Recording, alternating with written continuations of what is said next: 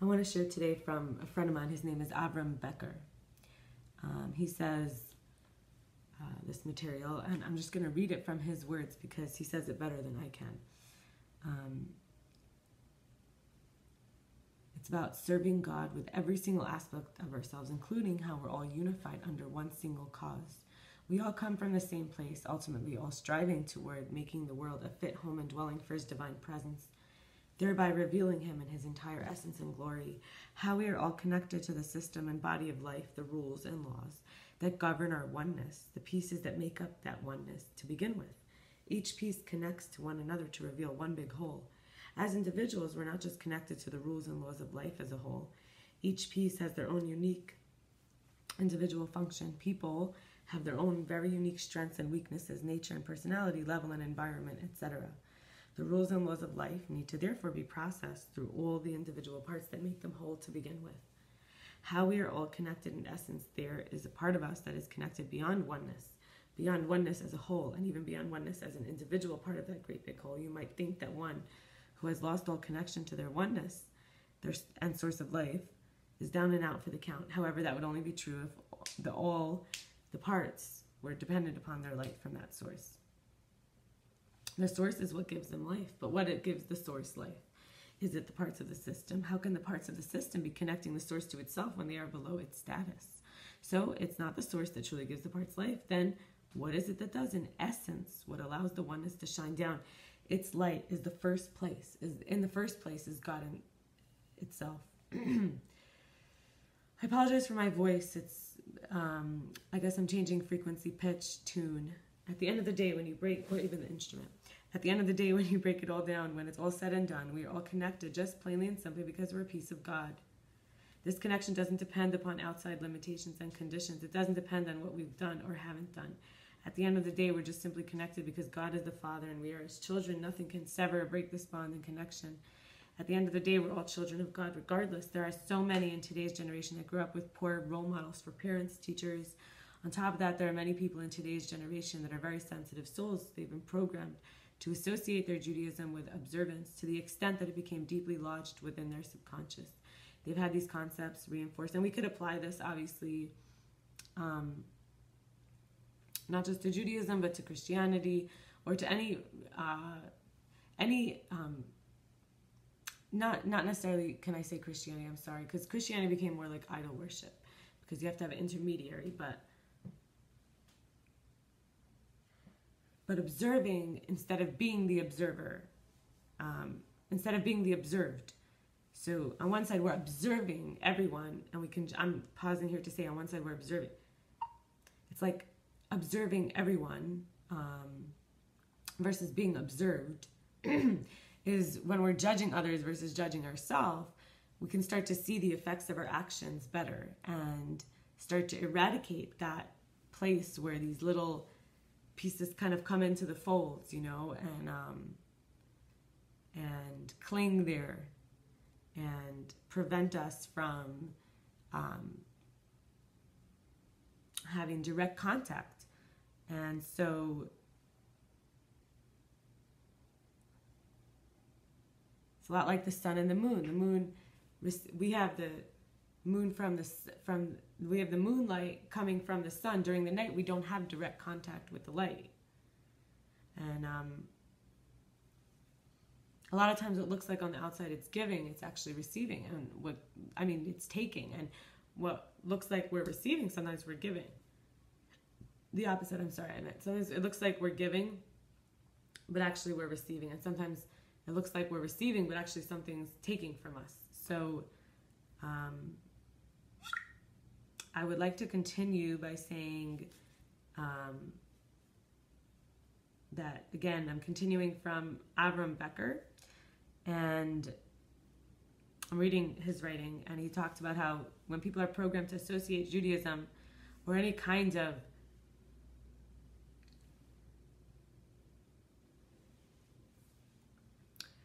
code of living, a lifestyle code, with observance to the extent it becomes deeply lodged within the subconscious, the concepts reinforced over and over to the extent that they were no longer able to separate the Judaism from the observance. There was no longer any them in the picture. All independent thoughts, ideas, opinions, emotions, and choices were pushed off to the side and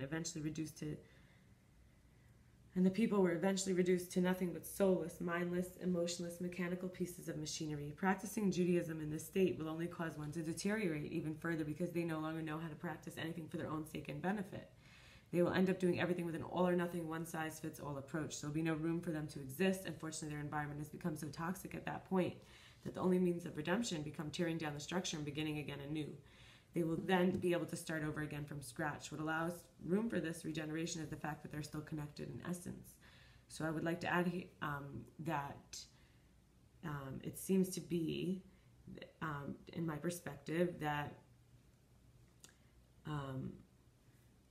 the necessary role of the feminine and adaptability and fluidity of dynamism, of rising to the occasion and having the occasion rise to us, like back and forth relationship. We get what we want, and also we give, and we're willing to be the admirer but also be admired. And it's like what kind of food we're taking in from the knowledge, like good and evil, right and wrong, right? Like and then that is what we're feeding off inside of ourselves with our output and our input. So being a vessel that receives to share, which is a very Kabbalistic concept, sounds a lot like the feminine. And she dies when she has a baby. So she gives herself as a sacrifice, but all along the male gets the credit because he's very productive. But the woman has to suffer in some way. Like, so the same way that in, we would say, a healthy relationship, the woman does not have to suffer. She's protected and loved just for who she is and introduced to goodness and amazing qualities and strength and light. And it's not overwhelming for her. It's not too much for her. It doesn't break her.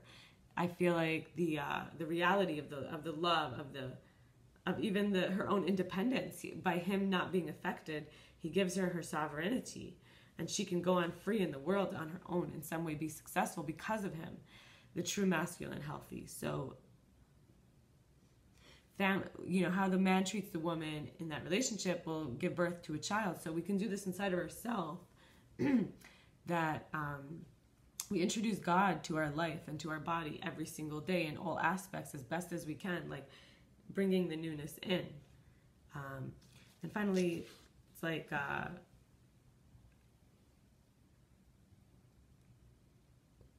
lot of this knowledge is very cerebral, and then to bring it into the body as a truth is also a very deep practice.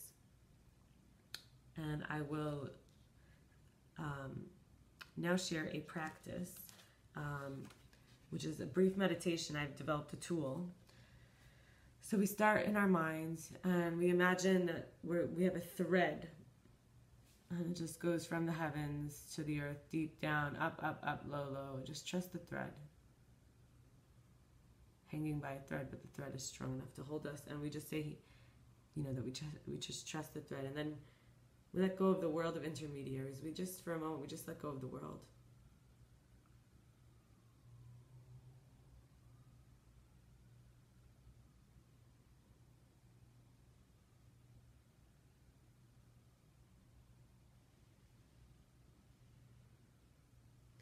And then the left side, we have the right side, we have the left side, we have the front side, back side, upside, down side. So I'm saying we go like, we're trying to bring this trust of the thread, letting go of all the intermediaries. And I might say like the right side, like we show ourselves, right? But we also have to like stop hiding. So we could also show our shadow, our light, like all of it. We stop hiding from ourselves. We just see, what are we hiding? Let's stop hiding. Like,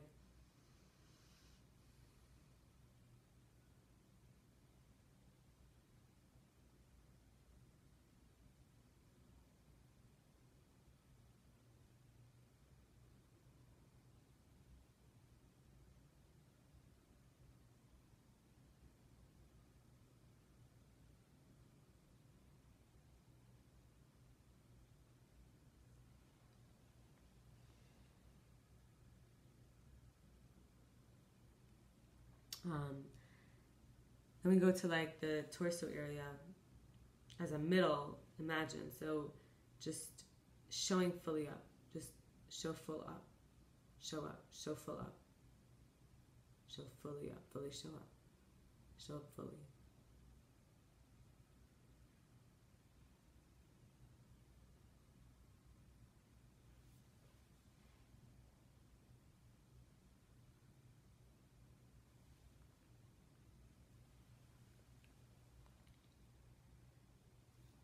Choose I can.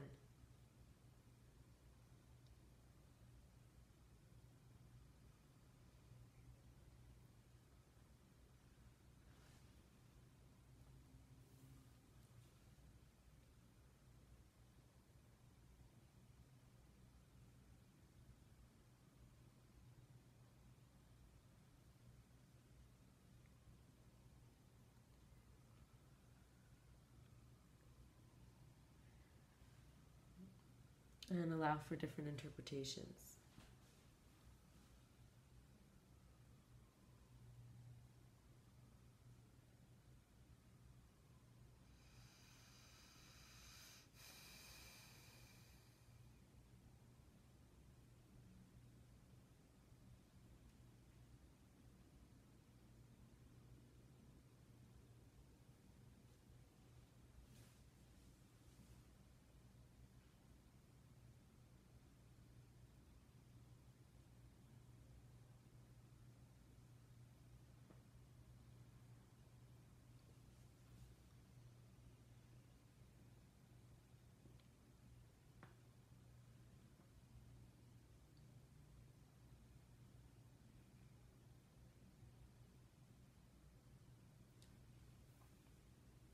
We bring the infinite to the limited, to connect.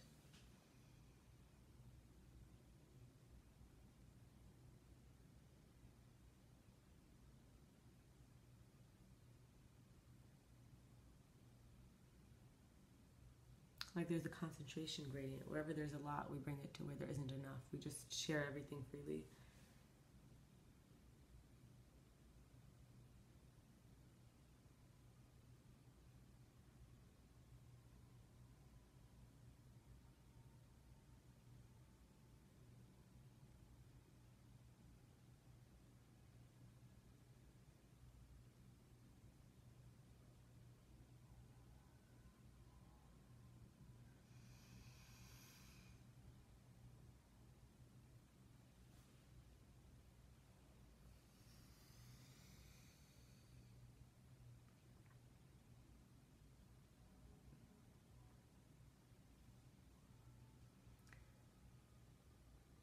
We consider our trajectory, like where we're going.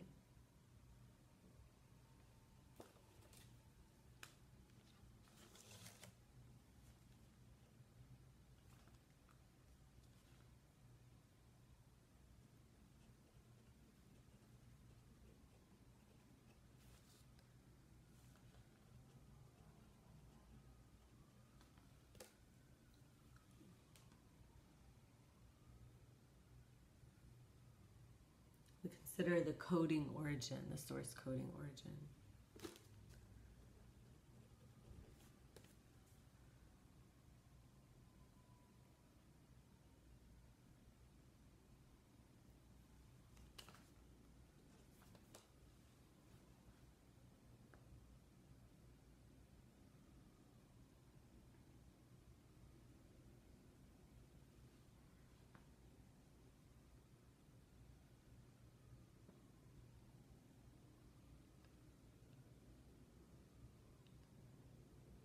And we consciously balance on one foot at a time or both.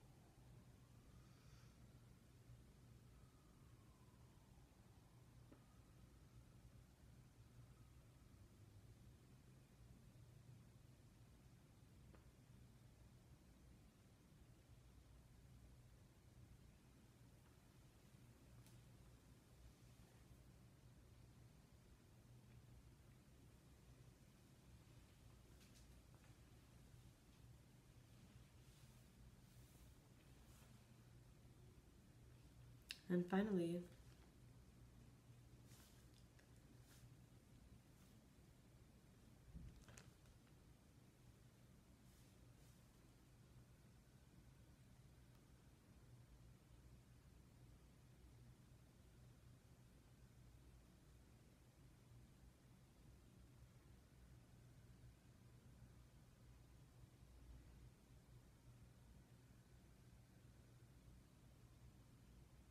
going into the spine area, going into the line.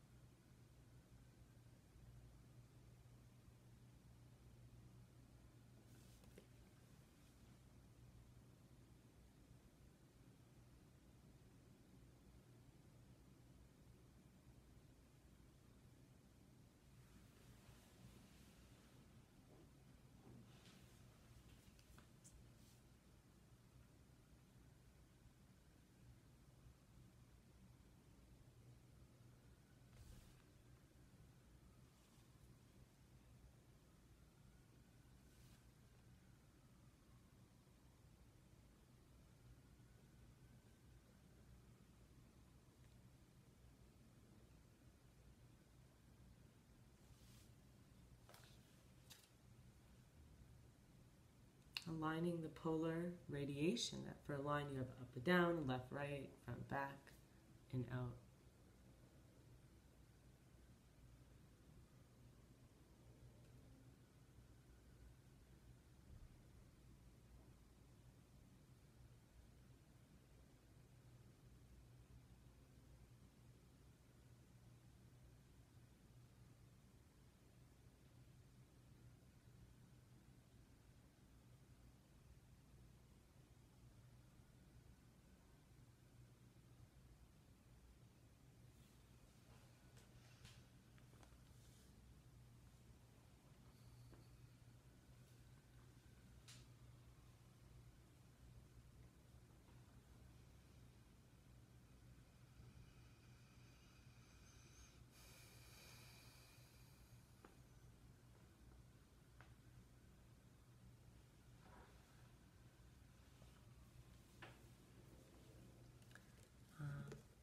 I hope that was good for you, and sending you good vibes.